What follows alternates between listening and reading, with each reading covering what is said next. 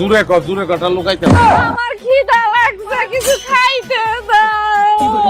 যা ছিল সব তো নিয়ে গেছে।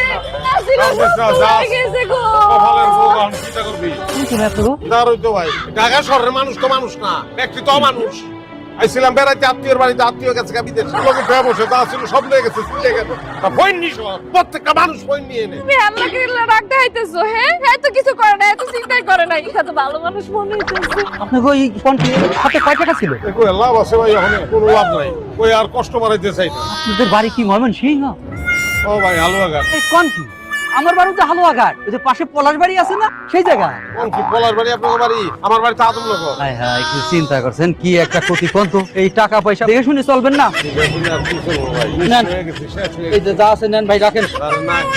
আরে ভাই আপনাদের আমার এলাকার দেশি মানুষ ভাই, আমার খুবই খারাপ লাগতেছে। সাবধানে চলবেন। এই কয় টাকা আছে নারী করেন, ভাবিনি নিয়ে চলে যান।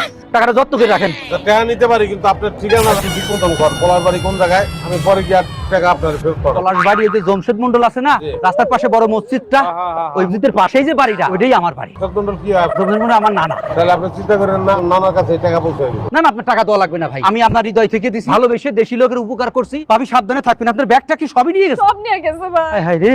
ভাই আপনি দেশি মানুষ, একটা কথা সাবধানে দেখেন। শহর কিন্তু ভালো না, যে কোনো সময় চিন্তা করি আপনার ধরে টাকা পয়সা লগে রাখেন। আমিও তো বলদ না, টাকা শহরে তো নতুন না, পর্যন্ত কেউ আমার কাছ থেকে একটি টাকাও নিতে পারেনি। আমি খুব হিসাব করেছি, কত দান্দাবাজ থাকে না, আমার কাছে কোনো পাত্তা নাই।